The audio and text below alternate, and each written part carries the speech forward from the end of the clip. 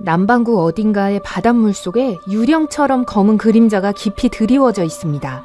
수상할 정도로 낮게 헤엄치며 메갈로돈이 다음 먹이를 찾고 있어요. 백상아리를 닮았지만 지금까지 기록된 가장 큰 백상아리 크기의 3배에 달하고 그 위협적인 외모는 수백만 년에 걸쳐 진화하여 궁극적인 자연계의 포식자로 발전했어요. 수백만 년 동안 무시무시한 진화적 특성은 아무런 방해를 받지 않고 유지됐습니다. 날카로운 감각으로 5km 이내에 있는 먹이를 감지해요. 바다 밑으로 헤엄치면서 위에서 아무것도 모른 채 천천히 헤엄치고 있는 바다 거북을 따라가고 있어요. 메갈로돈은 거북이를 스토킹하면서 거북이에게 달려들 적절한 순간을 기다립니다. 시속 18km의 속도로 헤엄쳐 올라가 충돌해서 거북이가 움직이지 못하게 할 계획이에요. 가까이 다가가다가 메갈로돈의 예민한 감각은 근처에 다른 무언가가 숨어 있다는 것을 알아차립니다. 거북이를 쫓고 있는 것을 멈추고 방향을 바꿔 훨씬 더 큰 또 다른 물체를 마주해요. 메갈로돈은 아마도 지구상에 살았던 가장 큰 해양 포식자이고 바닷속에 사는 모든 생명체들이 두려워하는 대상이지만 오늘은 달라요. 근방에 새로운 상대가 나타났어요. 비슷한 평판을 가지고 있고 메갈로돈의 흉포함에 필적하는 상대예요. 이 알 수 없는 생명체는 사냥터를 두고 경쟁하려고 해요. 도전자는 리비아탄입니다. 바다거북이 이 순간을 가능한 한 빨리 도망갈 기회로 삼는 동안 이 두 최고의 포식자들은 누가 바다 최고의 왕으로 군림할지 결정할 준비를 하면서 멀리서 서로를 평가하고 있어요. 메갈로돈은 300만 년에서 2300만 년 전 사이에 대양을 지배했고 유럽, 아프리카, 아메리카 그리고 호주를 둘러싼 바닷속 지구 구석구석에 퍼져 있었습니다. 주 무대는 주로 먹이가 풍부한 연안 지역이었어요.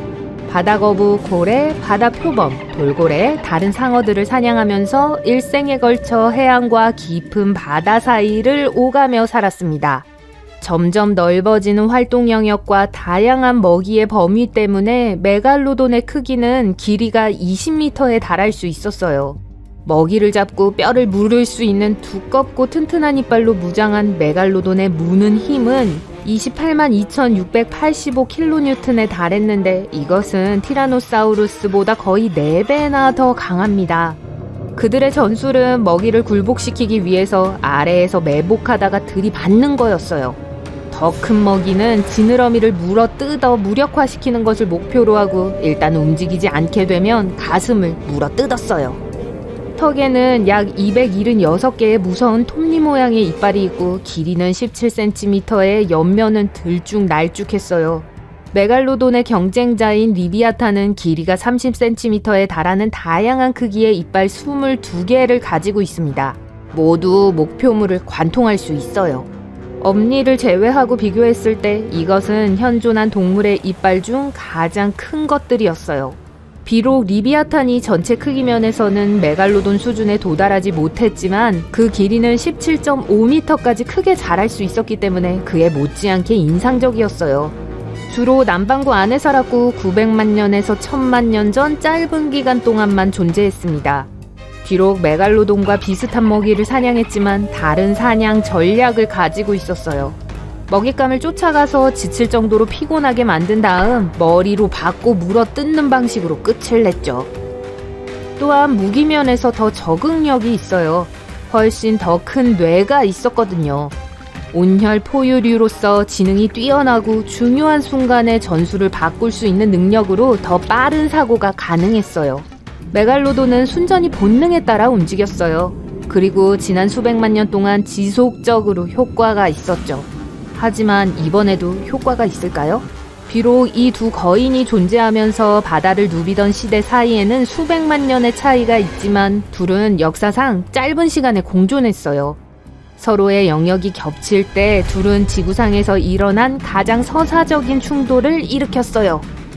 이 메갈로돈의 영토는 한 번도 위협받은 적이 없었어요. 지금까지는요. 리비아탄은 훨씬 더 큰 메갈로돈을 관찰하면서 접근합니다. 리비아탄은 먼저 공격하기를 꺼려요. 왜냐하면 보통 이전에 마주친 것들은 즉시 탈출하려고 시도해서 추적이 시작되기 때문이죠. 하지만 메갈로돈은 절대 도망가지 않습니다. 메갈로돈의 본능은 지나치게 자신만만한 행동을 하게 만들고 예상대로 먼저 선제 공격을 해요. 리비아탄을 들이받는 것을 목표로 물속을 미끄러지듯 전속력으로 헤엄칩니다. 리비아탄도 도망치려고 몸을 돌려 스스로를 보호되지 않은 상태에 놓이게 하는 대신 똑같이 행동해요.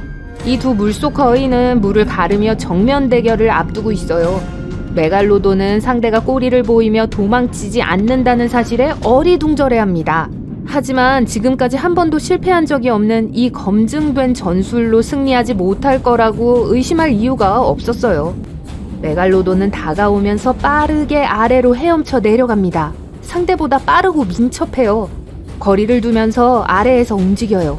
리비아탄은 훨씬 더 느리게 움직이며 제때 몸을 돌리지 못해요. 메갈로돈은 위로 방향을 틀어 리비아탄의 부드러운 아랫배를 공격하여 강제로 굴복시키려고 합니다. 크기 때문에 효과가 거의 없어요.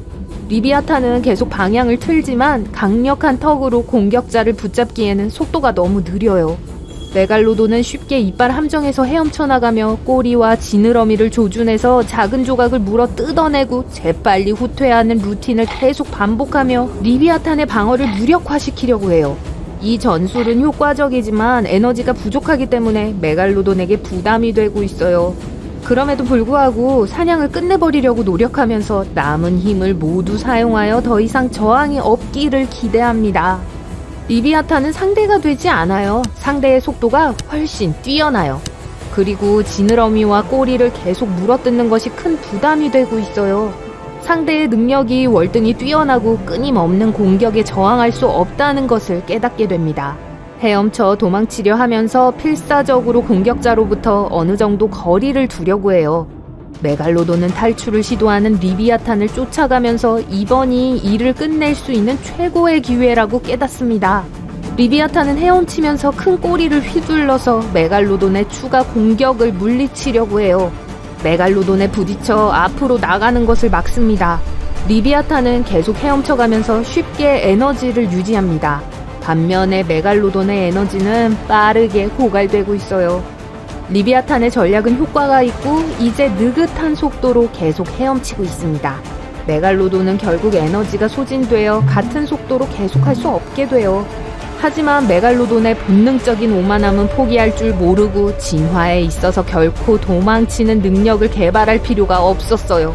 도망가야 했던 적이 없었으니까요. 수백만 년 동안 메갈로돈은 절대 패배한 적이 없었지만 이제 모든 것이 달라지고 있어요. 싸움이 계속되자 이것은 마라톤 선수와 단거리 주자의 대결이라는 것이 분명해집니다. 리비아탄은 계속해서 에너지를 현명하게 보존하고 있어요.